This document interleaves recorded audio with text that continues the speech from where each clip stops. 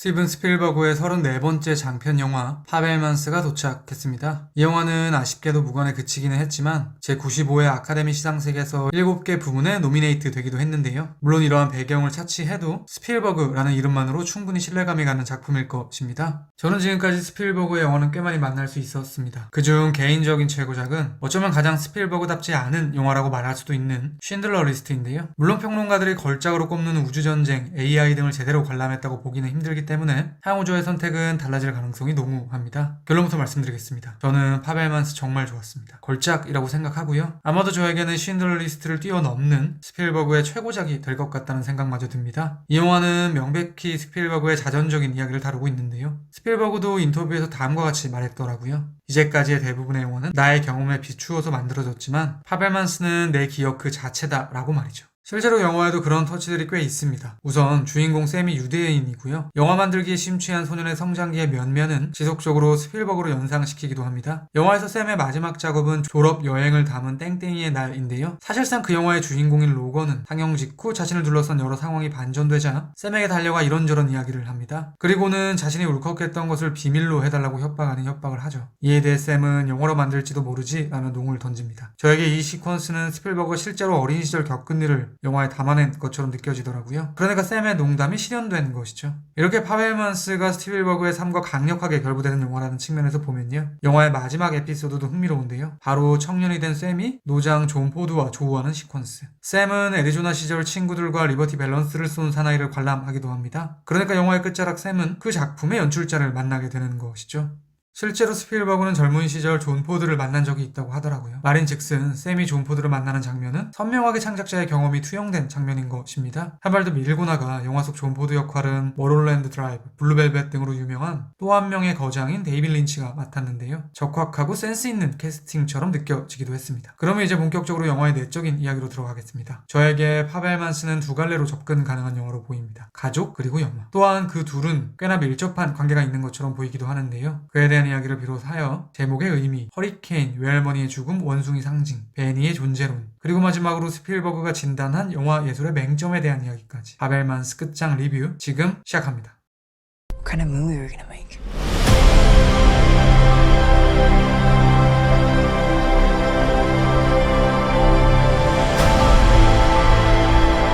You dismiss what he does. It's playful or imaginative. 언급드렸듯 저에게 파벨만스의 핵심 중 하나는 가족이라는 테마로 보입니다. 제목부터 그렇죠. 왜냐하면 파벨만스는 결국 파벨만 가 혹은 파벨만 가족으로 직역이 가능할 테니까요. 그런데 이러한 영화 속 가족이라는 소재는 표층의 의미 이상을 품고 있는 것처럼 느껴지기도 하는데요. 이렇게 말할 수 있을 것 같습니다. 파벨만 가족의 총합, 그러니까 파벨만스는 결국 샘의 영화적 모체다. 영화를 보면요. 모든 가족 구성원들이 크고 작게 샘의 영화 인생에 영향을 주고 있는 것처럼 묘사되고 있습니다. 여동생들은 어렸을 때부터 샘의 영화의 주인공 역할을 하고요. 삶 속에서 잠깐 조우하게 되는 엄마 미치의 삼촌인 보리스도 예술과 가족의 역설적인 관계에 대한 진실을 이야기해주죠. 이 역시 샘의 영화 인생에 영향을 주고 있다고 말할 수도 있을 것입니다. 물론 샘의 영화 세계에 가장 큰 파장을 일으킨 인물들은 바로 아버지 버트와 어머니 미치일 것입니다. 영화의 시작부터 버트와 미치가 샘에게 어떤 방식으로 영향을 끼치는지 표현되고 있는데요. 드밀의 지상 최대의 쇼를 관람하기 직전 버트는 샘에게 활동사진 등의 단어를 거론하며 영화의 기술적 측면에 대한 이야기를 하고요. 미치는 영화는 꿈이다 라고 말하며 영화의 예술적 감흥을 언급합니다. 조지 밀러가 근작 3000년의 기다림에서 영화 예술은 과학과 이야기의 결합이라는 메시지를 전달하기도 했는데요. 저에게는 파벨만스가 진단하는 영화도 조지 밀러의 그것과 유사한 속성을 갖는 것처럼 느껴지는 것이죠. 그러니까 영화는 가장 과학기술과 밀접한 예술이다 라고 말이죠. 그런 관점에서 보면 공학자 아버지와 음악가 어머니의 조합은 완벽합니다. 비유적으로 말해 둘의 결합으로 탄생한 샘은 영화의 화신쯤 될 테니까요. 관련해서 이런 장면도 흥미롭습니다. 버트와 베니의 장난으로 인해 미치의 피아노 악보에 구멍이 나는데요. 샘은 그것을 보고 자신의 영화에서 총이 발사될 때 번쩍임을 만들어내는 아이디어를 떠올립니다. 필름에 핀을 꼽는 방식이었죠. 그러니까 엄마의 예술적 능력에 아버지의 엔지니어적 능력을 융합해낸 결과물인 것입니다. 이런 감성적인 측면 외에도 실제 정면에서도 부모님은 샘의 영화 인생을 크고 작게 조력하는데요. 아버지는 장난감 기차와 카메라, 편집기 등을 사주고요. 어머니는 샘에게 너의 세계를 카메라에 담아보는 게 어떠냐 라는 제안을 하며 샘의 영화 인생을 출발시키고 있기 때문입니다. 그러니까 스필버그에게 영화와 가족은 분리할 수 없는 개념인 것입니다. 파벨만스가 곧 영화 그 자체인 것이죠. 아무튼 이러한 가족이라는 테마를 경유해서 저에게는 두 가지 측면이 흥미로웠는데요. 챕터 1의 마지막으로 그에 대한 이야기를 드리도록 하겠습니다.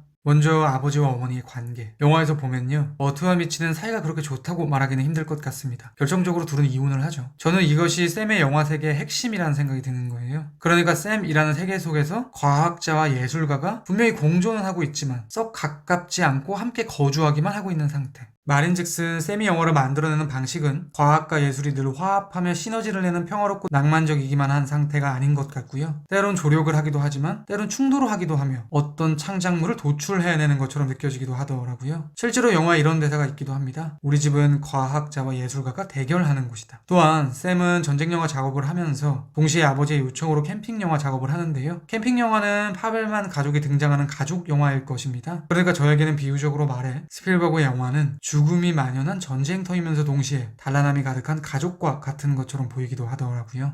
이러한 역설은 공간으로도 표현되는데요. 파벨만 가족은 표층에서 보면 단란해 보이지만 그 안에는 입에 가시처럼 이물감이 드는 상황, 존재들이 놓여 있습니다. 뉴저지에서는 갑자기 불어닥친 허리케인이 그럴 것이고요. 애리조나에서는 외할머니의 죽음이, 그리고 마지막으로 캘리포니아에서는 어디로 튈지 몰라 요란스러운 반려원숭이 베니가 그럴 것입니다. 결국 집이라는 것은 그곳에 거주하는 가족의 영혼이 담긴 공간일 텐데요. 그곳에 놓인 이러한 이질적인 요소들은 파벨만 가에 어려있는 한 스푼의 불안감에 대한 은유처럼 보이기도 하는 것이죠. 두 번째로 흥미로운 지점은 베니라는 인물입니다. 베니는 버트의 사업 파트너이자 가장 가까운 친구인데요. 무엇보다 이 인물은 미치와 묘한 관계를 맺고 있습니다. 물론 미치는 샘에게 내가 생각하는 그런 일을 하지 않았다라고 말하고요. 실제로도 미치와 베니는 소울메이트적인 관계에 가까워 보이기는 합니다. 그럼에도 불구하고 영화는 미치와 베니가 육체적인 관계를 가졌는지 그렇지 않았는지에 대한 설명을 해주지 않는데요.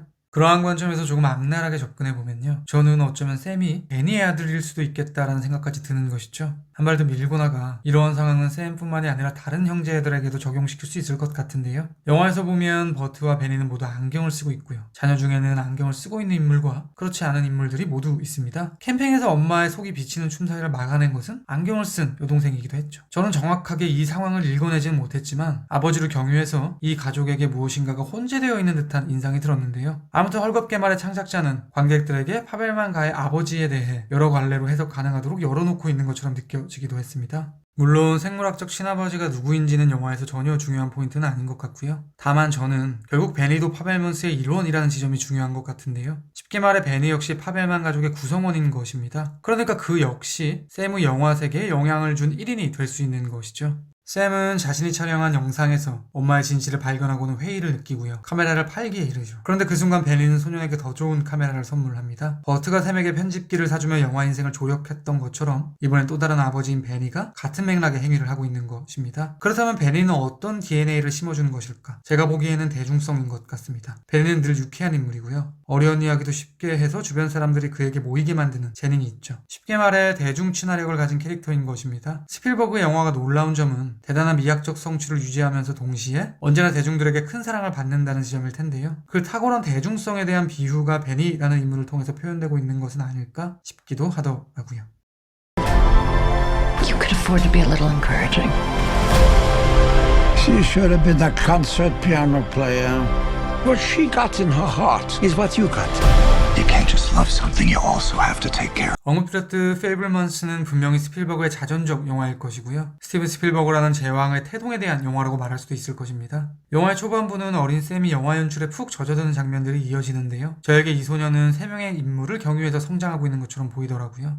먼저 루미에르 형제. 영화의 도입 후 샘은 지상 최대의 쇼를 보고 매료됩니다. 특히 기차가 등장하는 장면에 몰입해서 집에 있는 장난감으로 그것을 재현하는데요. 영화의 술과 기차라는 소재는 뗄래야 뗄 수 없는 관계일 것입니다. 왜냐하면 영화의 탄생은 루미에르 형제의 열차의 도착으로부터 시작되었으니까요. 다음은 에이젠슈타인. 샘은 기차와 차량이 충돌하는 장면을 몽타주 컷을 이용해 만들어냅니다. 몽타주 기법은 당연히 에이젠슈타인의 전환 포테킨을 떠올리게 하겠죠. 마지막으로 조르주 멜리에스. 샘은 동생들을 데리고 여러 영화들을 연출하는데요. 캐치업이나 휴지 같은 것을 이용해 일종의 시각 효과를 만들어냅니다. 이것은 자연스레 조르주 멜리에스의 여러 실험들을 연상케 하는 것이죠. 그러니까 제가 보기에 파벨만스 속 샘의 유년기는 영화의 출발을 경유해서 영화를 고도화시킨 영화사적 거물들의 흔적을 녹여낸 것처럼 보이기도 하더라고요.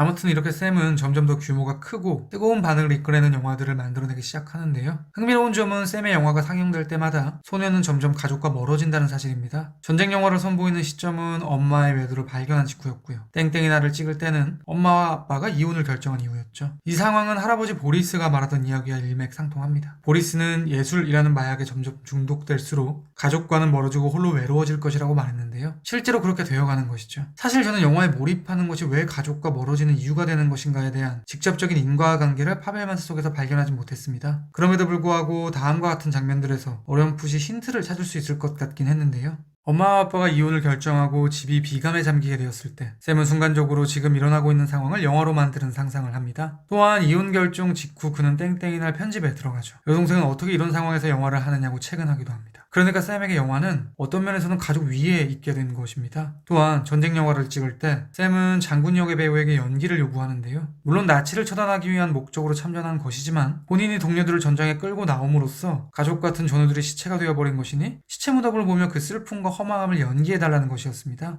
샘은 카메라로 그 연기를 들여다보면서 왠지 모를 우울한 표정에 잠기는데요. 저에게는 아무리 명분이 선명해도 가족 같은 전우들의 상실에서 오는 전쟁 영화 속 모순과 영화를 추구할수록 점점 가족을 잃어가는 자신의 영화 세계가 가진 모순이 겹쳐 보였던 것은 아닐까 싶기도 했습니다. 그러니까 스필버그에게 영화는 구원이자 동시에 고독이라는 양가적 상태라고 말할 수도 있겠죠. 파벨만스에는 영화라는 예술이 가진 이상한 능력에 대한 코멘트도 있는데요. 마지막으로 그에 대한 이야기를 드리도록 하겠습니다. 땡땡이의 날로 로건은 영웅이 됩니다. 로건은 그것이 절반의 진실이라는 사실을 체감하고는 샘에게 지금 무슨 짓을 한 거냐고 화를 내죠. 저에게 이것은 영화 예술, 어쩌면 미디어가 가진 맹점에 대한 지적처럼 보이기도 합니다. 서부국에서 줄곧 히어로 역할을 맡던 존 웨인이 현실 세계에서도 영웅으로 추앙받았던 것처럼 영화는 단지 배우가 직업일 뿐인 사람을 국가적 위인으로 만들 수도 있고요. 샘이 체드를 다루었던 것처럼 찌질한 인물로 만들 수도 있습니다. 때때로 대중들은 창작자에 의해 편집된 인물들에게 매료되거나 혹은 비난을 보내기도 하니까요. 저에게는 오랜 시간 업계에 있던 거장의 통찰처럼 보이기도 하더라고요. 파벨만스의 마지막은 카메라가 땅의 지평선에서 하늘의 지평선으로 경쾌하게 솟는 무빙입니다. 영화 속 존 포드는 이렇게 말했죠. 지평선이 땅에 있거나 하늘에 있을 때에만 이야기는 재밌어진다 라고요. 그러니까 스필버그에게 자신의 이야기인 파벨만스는 그래도 재밌는 쪽에 속하나 봅니다. 파벨만스에 대한 제 별점은 별 5개고요. 한 줄 평은 다음과 같습니다. 과학자와 예술가가 융합하지 않은 채로 공존하는 스필버그의 세계. 지금까지 파벨만스에 대한 헐거운 리뷰였습니다. 제가 100% 확답을 드리지는 못하겠지만 아마도 다음 리뷰는 지금 보여드릴 이 영화가 되지 않을까 싶습니다. 그리고 당연한 이야기지만 그 어떤 영화라 해도 언제나 영화는 제 리뷰보다 무조건 위대합니다. 들어오셔서 감사합니다. People don't know what the hell a Nike is. What's a Converse? NBA All-Star shoe. There's nothing cool about Nike. You would have to have a pretty compelling